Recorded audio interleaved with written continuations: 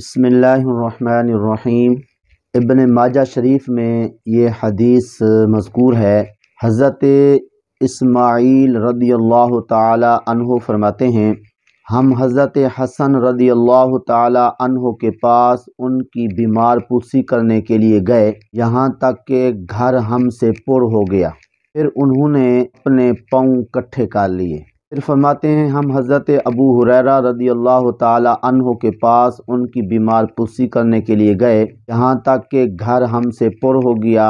پھر انہوں نے بھی اپنے پاؤں کٹھے کر لیے۔ پھر اس کے بعد ہم آقا کریم صلی اللہ علیہ وسلم کے ہاں گئے، اور اس وقت آقا کریم صلی اللہ علیہ وسلم پہلوں کے بل لیٹے ہوئے تھے۔ ہمارا وہاں پہ جانا اور ہمارے جانے سے حج جو ہے وہ پر ہو گیا۔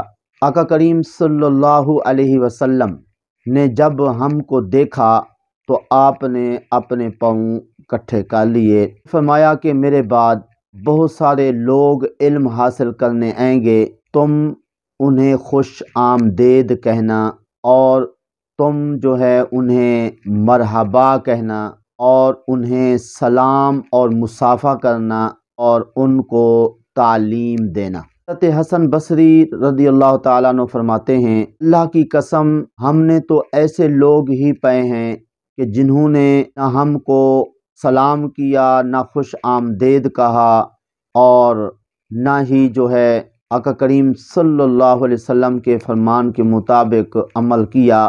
ہاں البتہ لاپرواہی لوگوں نے ہمارے ساتھ کی۔ اس حدیث پاک سے کئی باتیں معلوم ہوئیں۔ ایک تو یہ کہ بیمار پرسی کرنا اچھا عمل ہے، اور دوسری بات یہ معلوم ہوئی کہ کسی کے سامنے پاؤں پھیلا کے بیٹھنا یا سونا یہ خلاف سنت ہے۔ ہمارے آقا کریم صلی اللہ علیہ وسلم نے کبھی بھی اپنے صحابہ کے سامنے پاؤں نہیں پھیلائے۔ اس لیے قیامت تک آنے والی امت کے لیے یہ سبق ہے کہ اگر کوئی مجبوری نہ ہو تو پاؤں کسی کے سامنے پھیلا کے نہیں بیٹھنا چاہیے، اور جیسے ہی لوگ آئیں تو سوئے ہوئے ہیں تو اپنے پاؤں جو ہے وہ کٹھے کر لینے چاہیے۔ اور اس کے علاوہ ایک اہم بات جو اس حدیث پاک میں ہمیں بتائی گئی وہ یہ کہ طالب علموں کے ساتھ ہمیں جو ہے وہ اچھا سلوک کرنا چاہیے۔ ایسے ہی کوئی طالب علم کسی استاد کے پاس مدرسے میں آئے تو مدرسے والوں کو، استادوں کو، اس آنے والے طالب علم کو مبارکباد دینی چاہیے کہ اللہ تعالیٰ کا فضل ہوا، کرم ہوا، آپ کو اللہ پاک نے علم حاصل کرنے کے لیے چن لیا ہے۔ تو اس لیے آقا کریم صلی اللہ علیہ وسلم نے ارشاد فرمایا کہ میرے بعد جو بہت سارے لوگ علم حاصل کرنے آئیں گے تو تم کیا کرنا ان کے ساتھ؟ فرمایا خوش آمدید کہنا، جی آیا نو، جی آپ خیر خیریت سے آئے، اور فرمایا کہ تم انہیں سلام کرنا، مصافحہ کرنا، مبارکباد دینا، اور ان کو جو ہے وہ تعلیم دینا۔ تو اس لیے اس پر ہم سب کو عمل کرنے کی کوشش کرنی چاہیے۔ اور اس کے علاوہ آخر میں جو اہم بات اس حدیث پاک میں بیان کی گئی وہ یہ کہ آج کل لوگ جو ہیں وہ ایسے ہیں جو طالب علموں کی کوئی حیثیت ہی نہیں سمجھتے، وہ ان کو کوئی حیثیت ہی نہیں دیتے ہیں۔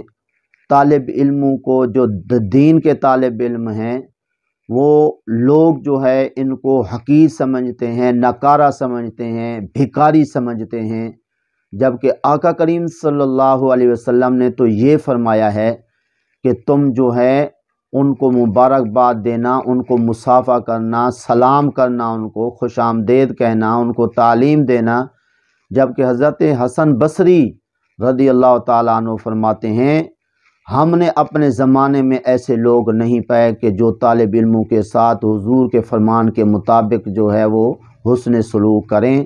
اگر حضرت حسن بصری رضی اللہ تعالیٰ عنہ کے زمانے میں ایسے لوگ تھے تو پھر آج کل کا کیا حال ہوگا؟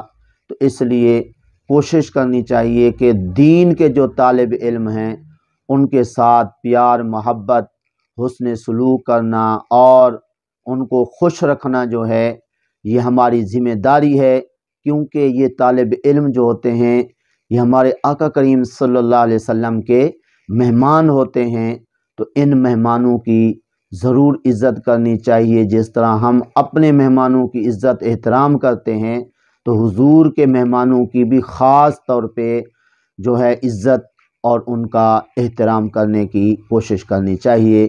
دعا ہے اللہ تعالیٰ کی پاک بارگاہ میں جو کچھ کہا صحیح عمل کی توفیق عطا فرمائے۔